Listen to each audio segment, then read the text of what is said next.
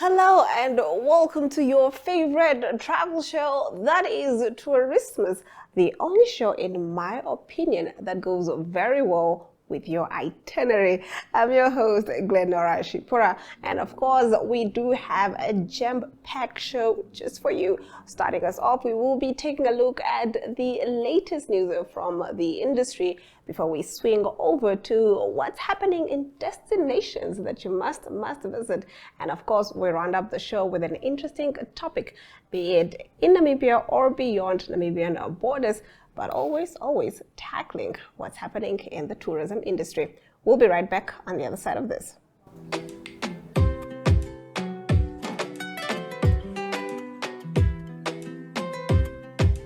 In our first news story, Namibia's private tourism sector has raised alarm over a recent move by the Namibia Competition Commission, NaCC, to scrutinize the country's long-standing joint venture GV tourism model, warning that the intervention could destabilize a system widely credited with uplifting rural communities and protecting natural resources. In a letter addressed to the Commission, Gita Paitzel, CEO of the Hospitality Association of Namibia, HAN, called for clarity on the policy basis guiding the investigation into a JV tourism operation in Namibia's northwest. It was announced last week that the NaCC board has launched an investigation against tourism company Ultimate Safaris Limited and 3 conservancies in the Khorikgas area of the Kunene region for anti-competition activities.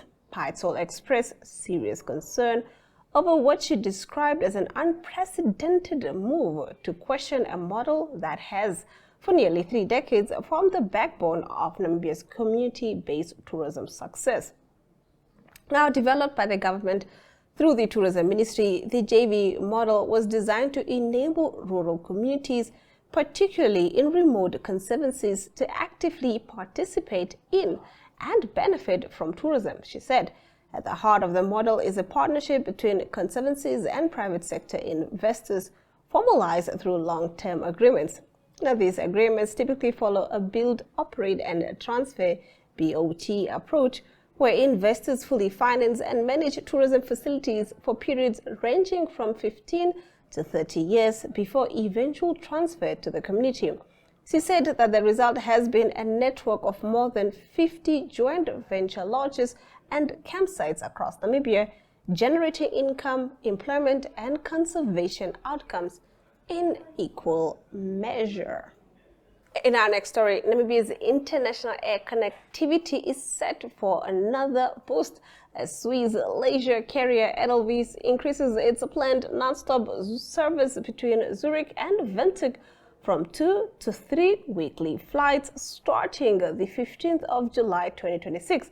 The announcement has been welcomed by Namibia Airports Company CEO and AirConnect Namibia Chairman BC Uirab, who described the move as a strong endorsement of the country's growing appeal as a tourism and investment destination. Edelweiss will launch its Zurich to Windhoek route on the 1st of June 2026 with 2 weekly flights operated on the Airbus A350-900. Just 6 weeks later, a 3rd weekly frequency will be added for the peak travel season, offering increased flexibility and improved access for European travelers. The expansion comes amid a period of rapid growth in Namibia's aviation sector. From serving 10 international destinations in 2023, the country is on track to reach 17 by mid-2026 through direct and non-stop connections. According to Uirab, the additional Edelweiss frequency reflects growing demand between Namibia and Switzerland, which ranked as the country's 5th largest European source market in 2025, with an estimated 24,200 passengers. Travel volumes between the 2 countries rose by 9% compared to 2024, signaling sustained interest in Namibia's tourism offering. The increased air access is expected to support peak season travel between July and October, benefiting key destinations such as Etosha National Park, Molein Swakopmund, and the Skeleton Coast. With Edelweiss and Discover Airlines, the Lufthansa Group will operate 13 weekly direct flights to Windhoek, contributing over 152,000 seats annually. Well, that's quite remarkable. Do let us know in the comment sections what you guys make of this story.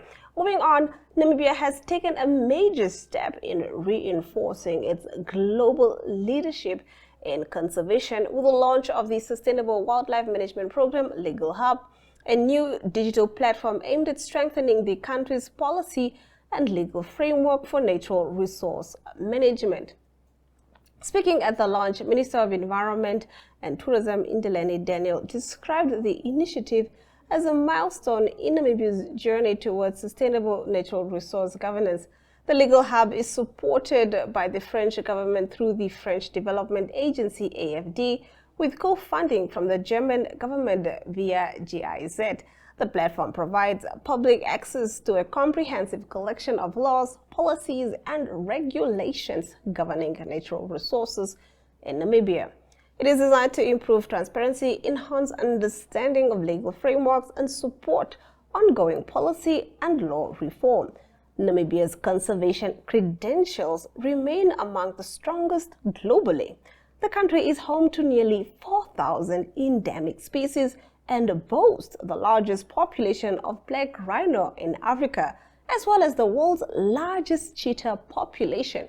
Nearly 45% of Namibia's land is under conservation management, including national parks, private reserves, and communal conservancies.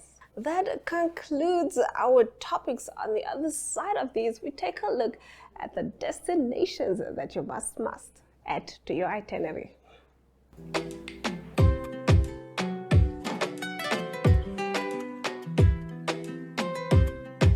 First up in our destination, situated at the entrance to the peaceful town of Kakamas alongside the beautiful Orange River, the Werf Lodge offers a unique blend of country hospitality, modern comfort, and genuine Northern Cape warmth. Let's have a look.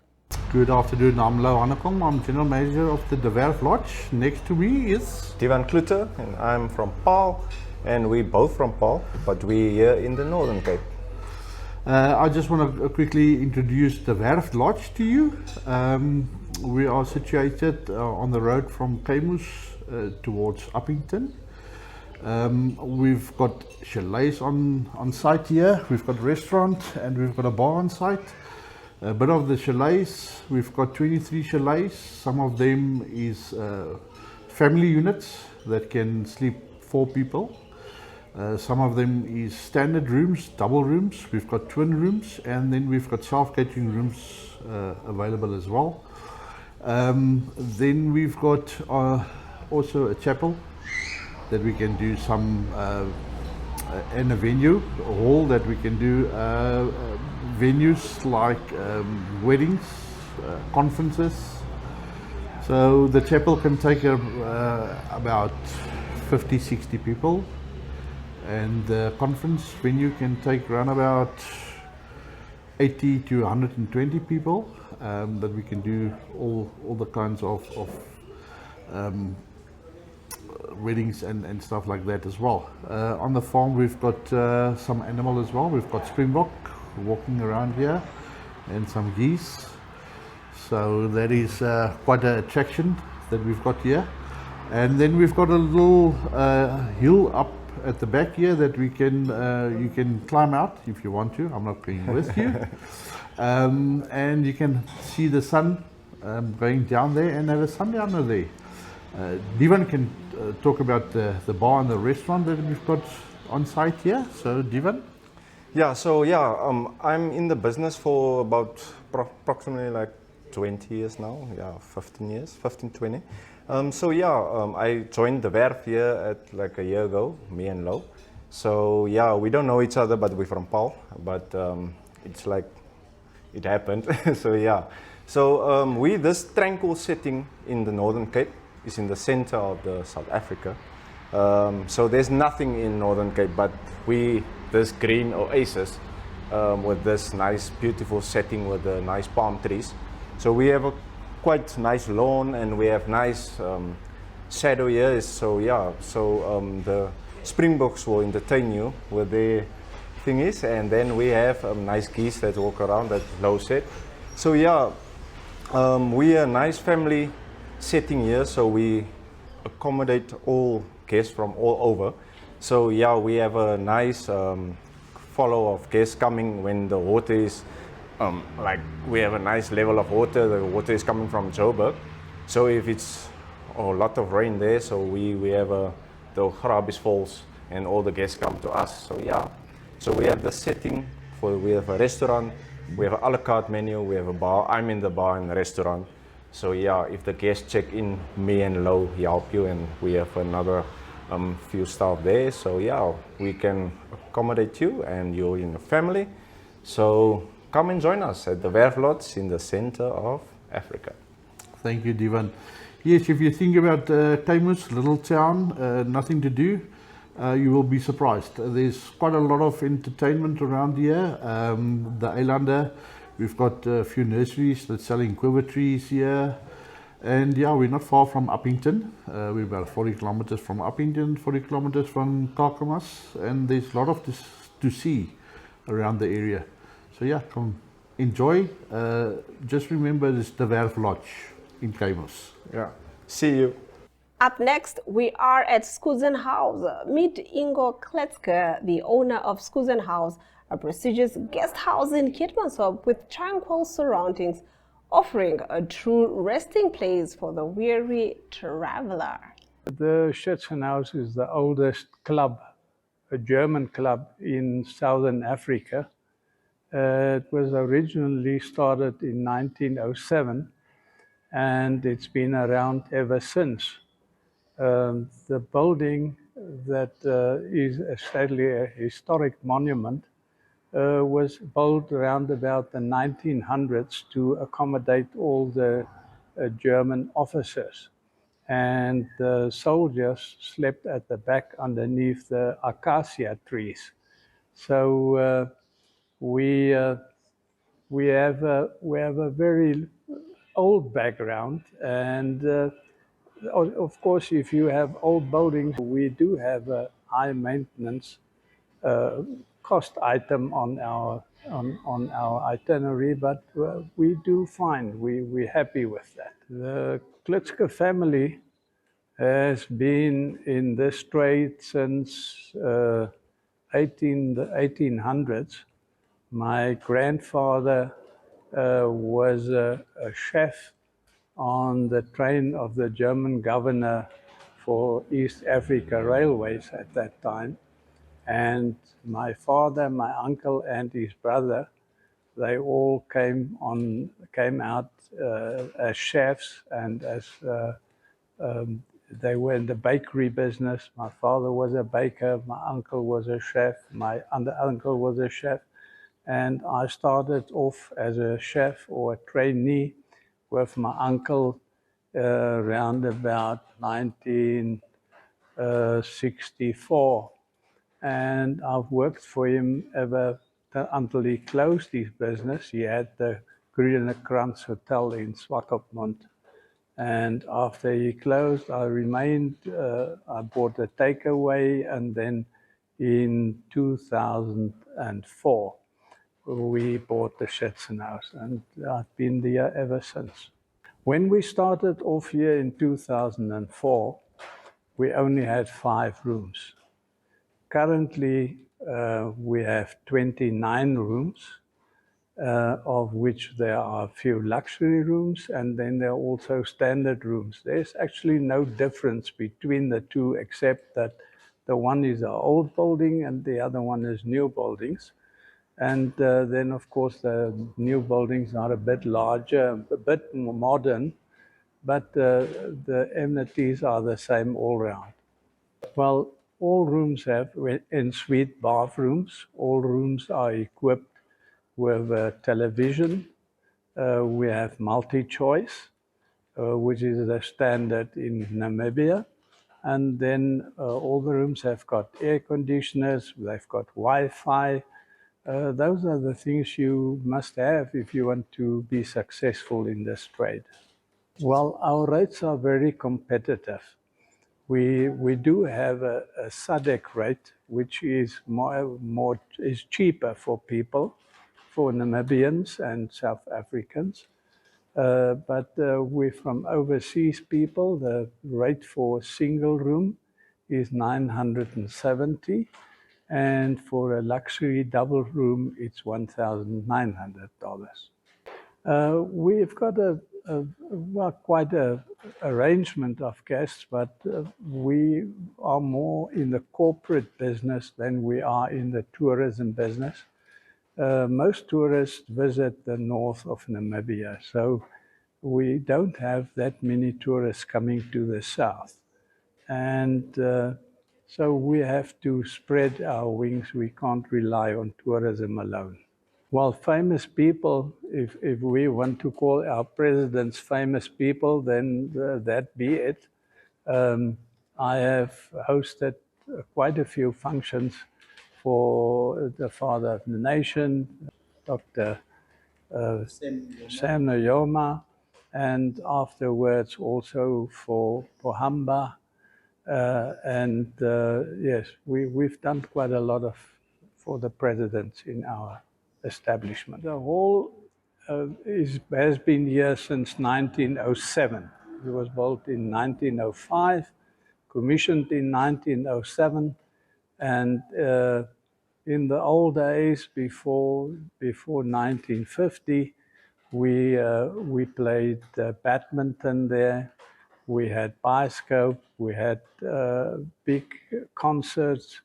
Nowadays, it is used more for conference facilities as anything else. It's hard to get a qualified chef. So basically, the people that we do have been trained by CCM, and further along, I did all the training myself. And we have quite a big menu, and we have a very large German cuisine because it is Namibians favor that. If we want to be traditional, the highest selling product we have is our 450 gram rump steak for 230 Namibian dollars. And then, of course, we are famous for our ice pine. I think that we are in competition with Joe's Beer House in Windhoek when it comes to our ice pine. Well, you know, staff is also always a very funny thing. The staff move a lot if you don't treat them well. And I think that if I look that some of my staff have been with me for 14 years, some have been here for 15 years, then I don't think they treated badly. I always say to the people when I talk to them that I was born in Keetmanshoop, in the old Keetmanshoop. I'm a Keetmanshooper in all I have, and I try to be good to everybody. I try to do as good as I can for my community. I've served as a councillor, so I have done my share, and I don't know whether it was that, but the street in front of the Schützenhaus going down to the industrial center has been named after me, for which I'm proud to have a street in my name. Most people do get that posthumous, so it's actually quite good to have. All right, that concludes our destinations. Do let us know if you're planning to travel to any of the destinations that we have recommended in the show. We would like to hear your feedback. On that note, we will be back on the other side of this with our To The Point segment.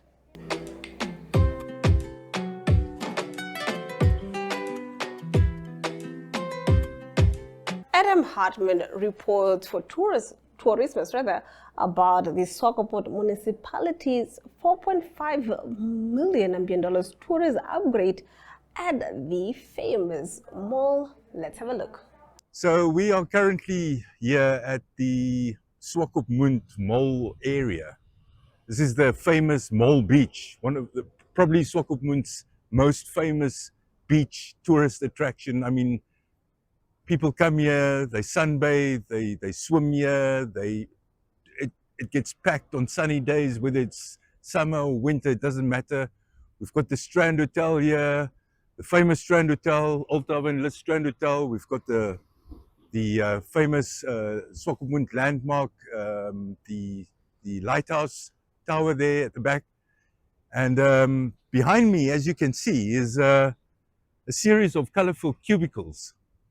And these cubicles are actually part of the municipality's, it's an upgrade project in which they have are enhancing the tourism attractions in this very famous area of Swakopmund.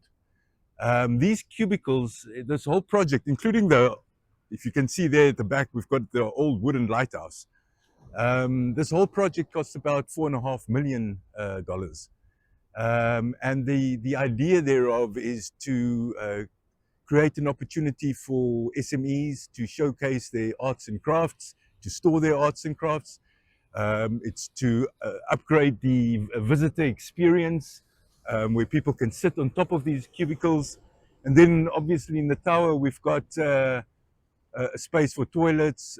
There's a security room, as well as a sort of like a lookout or a rescue tower, in which there will be a sort of an overseeing of the bay area where the small craft harbor is, to ensure that bathers are swimming safely, that when ski boats come in, things will be safe. So there's a whole intention behind this whole project, which is part and parcel of Swakopmund's intention to boost tourism as well. So definitely something to look forward to. We'll be seeing how, I've been speaking to Linda Mupupa, who's the PRO of the Swakopmund municipality, and she says that the project is ongoing already. They're already finding SMEs to house these or be accommodated in these cubicles, and sooner or later we'll have the wooden lighthouse fully functional. What we have here is one of 4 cubicles. In the olden days, these cubicles had seats underneath here, and there were some old chairs. People enjoyed a nice view of the Bay Area, the Mole Bay Area. It's beautiful. It's beautiful. But over the years, these cubicles started falling apart. They were unkept. The chairs started breaking up. It started becoming dirty. You had people vandalizing it or using graffiti, and it just became a place also where people did unsavory things, in a sense. And eventually last year, or even the previous year, the municipality decided it's time to upgrade this, and the community supported it. So now we've got this. What they did is they transformed this little place into a cubicle, which will basically house. It's a storage place for the vendors, the SMEs and the vendors that will put out their arts and crafts here, present it to the public that walk up and down here, and it's a lovely place to display their things, because they'll get the right customer attention, and it will even add value to the area here. And then when it's time to pack up, they can store it inside here, lock it up, and their goods are nice and safe until the next day. So this is a fantastic, a great idea to promote SME. And then what's more different to an upgrade of the old cubicles area with a nice bench. You can sit here. This is great, and you have a lovely view of Swakopmund's Mole Beach. Yeah, this is actually stunning. You can come here with your family, just by yourself, just relax and enjoy the beauty that we have that makes Swakopmund so unique. So Swakopmund has got another lighthouse, a second lighthouse, and it's been called the Wooden Lighthouse. And this is now part of that $4.5 million mole upgrade project by the municipality. And this wooden lighthouse is obviously not nearly as magnificent as Swakopmund's iconic lighthouse, but it is something artistic, something that will add value to this area. And it will have two bathrooms for men and for women. It will have an area, as explained, for security, to be here, to be on the lookout in this area, to look after the parking, to look after the people, many people, visitors, people that just come and enjoy the mall. And there will be a boom operator or a safety officer, the bay area nice and safe for both swimmer, beach, for bather, sunbather, and for those ski boats that come in and bring in their catch for the day. So lovely, lovely upgrades, and something to look forward to. As we can see, it's not completely done yet. Linda Mapupa said this will be done before the end of this year, obviously, but we're looking forward to the official inauguration of this entire thing. So when you come to Swakop, make sure that you visit all this area, make use of it, because it's usable and it's enjoyable. Behind me, basically, you have the splendor of the mall, except now it's not the most sunny day today, but nevertheless, the mall is still a beautiful place. And as you can see, the new development, colorful development with the new wooden lighthouse and the colorful little cubicles with the Strand Hotel and the Swakopmund Lighthouse. We've got the famous raft, entertainment element within the mall. People love swimming to it, climbing onto it, jumping off it. You can see the people walking along the famous walkway. Really a lovely area. I'm sitting here at a lookout spot post right at the end of the mall at the breakwater. We've got the big ocean, big waves breaking right here, right next to us, going all the way into the mall. Something that makes Swakopmund unique, something worth slowing down, sitting down, just catching one's breath and enjoying the fresh air and the peace that this place has to offer. And with that, we've come to the end of the show. We do hope you are enjoying this long holiday, and do keep us posted on the social media pages what you are doing, and of course, please be safe on the roads. From me, Glenora Shipura, until next time.